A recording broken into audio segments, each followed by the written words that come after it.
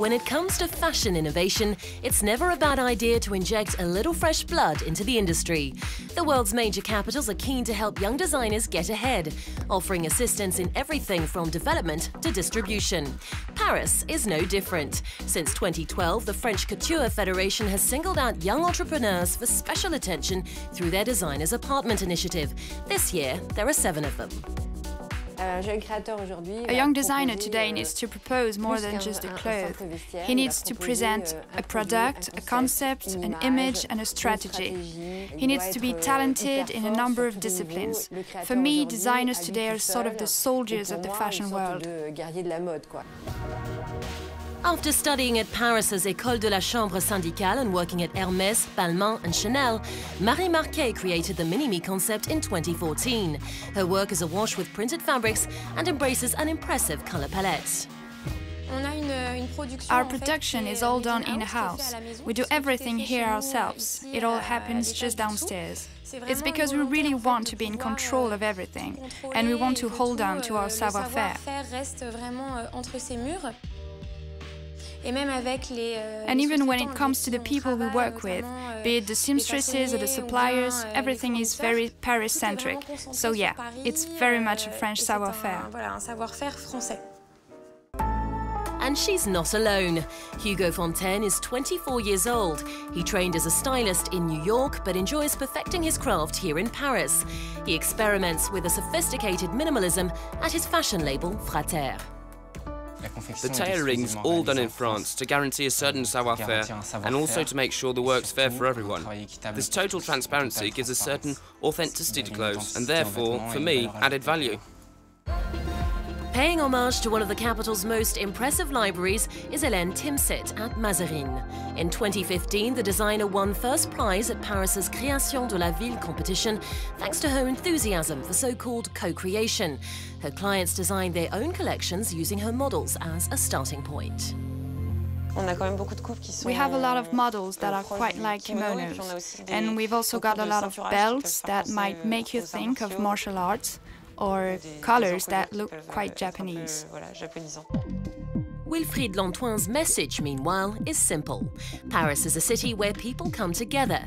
His collection is full of interlocking influences and often defies simple categorization. He enjoys playing with extremes.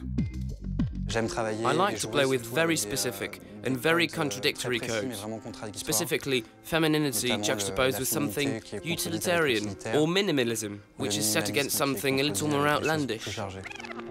Where the Designers Apartment initiative excels is fostering connections between emerging designers and the buyers and the media who'll be key to their success.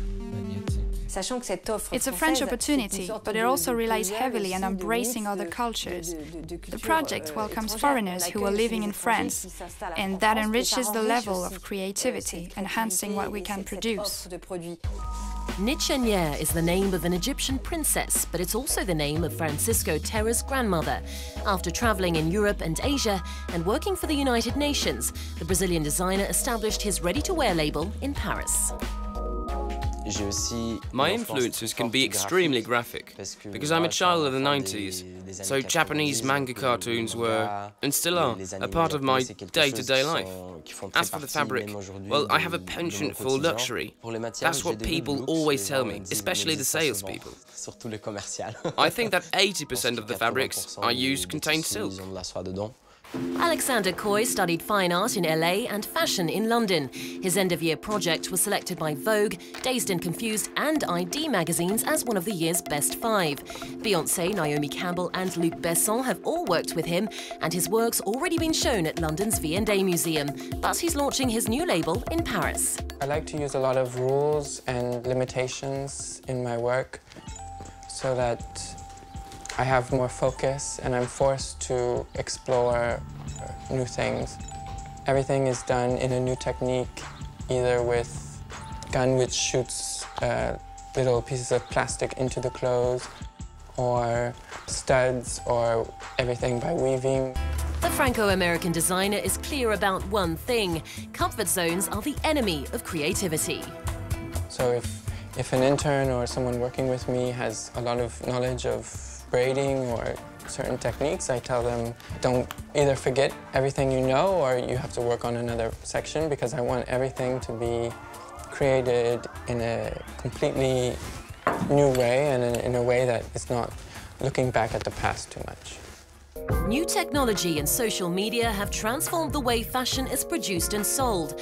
Young designers rely on a number of communication strategies to get their break. They won't necessarily be communicating via platforms we're familiar with. There is an economic crisis, but everything is still very much possible. Enter Antoinette Chalumeau and her collaborative label Side Project. People want to have a profession that allows them to earn a living, but they also want a side project where they can indulge their passion.